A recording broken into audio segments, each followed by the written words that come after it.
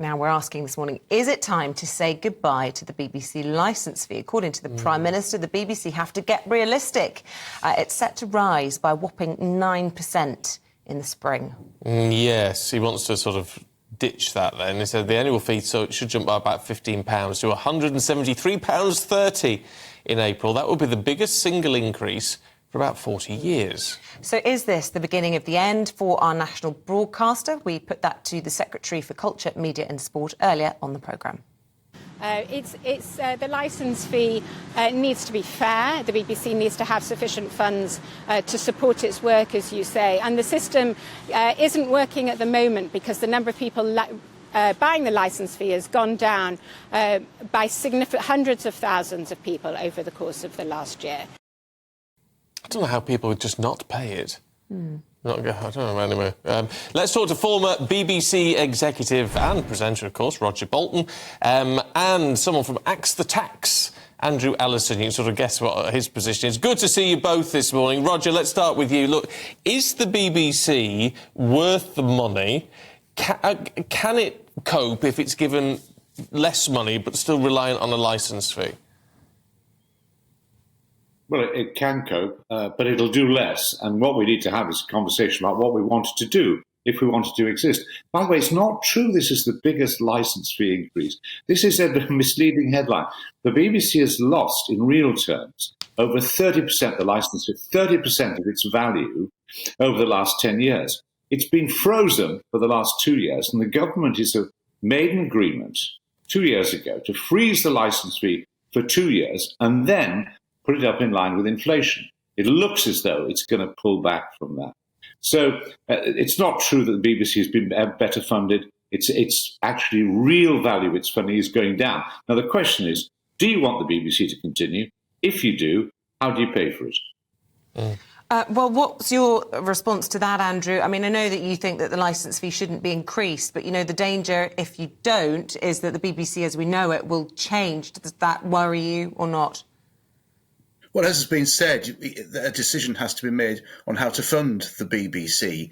I personally think that should be done through subscription and maybe through advertising as well. So I think this is fundamentally a question of freedom of choice. I have various subscriptions with Netflix and Prime and other streaming services. If I use them, then I get value for money out of them. If I don't use them, then I cancel that subscription. But I have been thinking about how many times I've watched anything on BBC television in the last few months, and I reckon I watch about maybe 2 or 3 hours worth of BBC content a month. So for £13.25, that is hardly value for money if I don't use it. Can I just ask, Andrew, do you watch a lot of foreign content? Because that's the other argument, is that, you know, we can all go to our subscriptions, but you're just going to watch endless stuff from America. And actually, this is a lot of good quality British content would possibly be lost if we don't invest in the BBC. Certainly that's the argument, isn't it? I watch, well, as a family, we watch a mixture of things. Yes, there is stuff that comes across from the United States, but we also watch a lot of British dramas, and we watch things on ITV, for example, that comes out with some great drama. It's not just the BBC that produces drama, is it? It's, you know, other companies in the UK do that, and other broadcasters in the UK put those on television. So it is a mixture. It's very difficult, Roger, in the 21st century and the internet age, because that's obviously affecting a lot of this, to see how the BBC can't compete in the market economy. I mean, as Andrew's saying, you know, if they produce stuff that people want to watch, then people will pay for it. Well, it shouldn't be competing in some ways. It should be doing something different. Do you want children's programmes, original children's programmes, and not just cartoons from America? You need to have the BBC. Do you want regional programming, local radio, which reports on Britain? You'll have to have the BBC. Do you want British drama, which doesn't worry about selling around the world? It's about the way we live and how we are. You need something like the BBC. Now, the problem, there's no decent way of funding the BBC. I mean, the licence fee is a regressive tax. The trouble is, when you look at the alternatives, they're awful. Look at advertising. Mrs. Thatcher looked at introducing that. It would destroy your business if the BBC got ITV. It would destroy if the BBC got advertising. It would destroy you, ITV, and whatever, because the advertisers would go to the BBC, not to you, because the BBC is still massively massively popular. So if you don't do advertising, do you do subscription? Well, if you do subscription now, there are about 5 million people in the country who would suddenly have no access to the BBC or actually any terrestrial broadcaster. So you can't do subscription now. Do you want a government grant? Dangerous, because that gives the government more power. I think what we're moving to, but it'll take 4 or 5 years, maybe a little longer, is a combination of a basic license fee for services that we all agree are important for Britain to be Britain, and probably then a package of subscriptions. But you can't do it at the moment. The problem with that argument, Roger, is the assumption. You say, well, if you went to subscription now, 5 million people wouldn't have access to it. I don't quite know where the figure comes from. But even if that's the case, the problem is that it's an assumption then that people have a right to the BBC. Well, if it becomes a subscription service, that changes. People wouldn't have a right to it. It's there if you want to pay for it.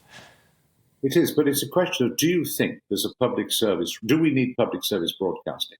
And this is, I think, the debate we should have before deciding if you need the BBC. Are there things, is there market failure, in other words? Are there things that the market doesn't provide? An obvious one is children's programming. If you look at now what is available in terms of original children's programming, very hard. which I tells can speak from experience.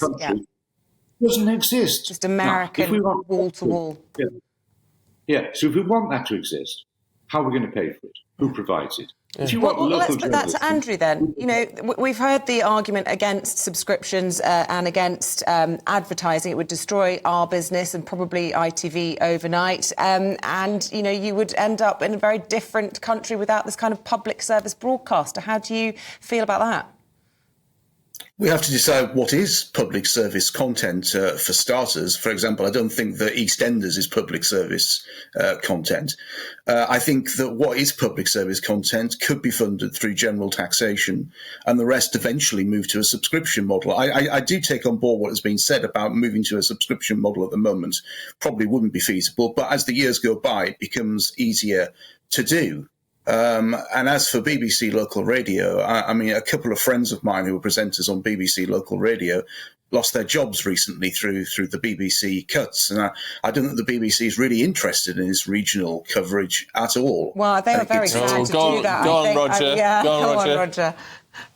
Not just that, you know, the BBC, the government has squeezed the BBC by, you know, over 30% of its income in 10 years. The BBC has to make cuts, and then the government criticises, and people like our guest here criticise the BBC for the cuts it has to make. Blame the people of the government rather than the BBC. If the BBC cuts something, we all complain, but it has to cut something. Yeah, although interesting, on that point, if I could just jump in, Roger, because, you know, and I started in BBC Local Radio and local television. I learned everything about the trade by doing that. But why doesn't the BBC go after some of those top salaries that we hear so much about rather than cutting that public service? Incredible foundation for our industry as well. I mean, it's such a loss, I think, for the country to have trimmed that fat instead of those top stars.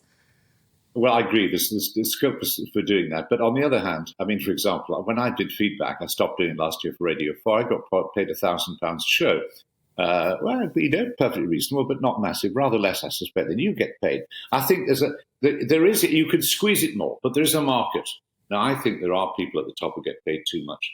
But there is a market. And if you don't pay people the market rate, they'll go elsewhere. And I people who believe in private enterprise and so on probably need to recognise that.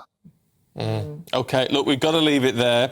Andrew, Roger, fascinating to talk to you both. Thank you very much indeed.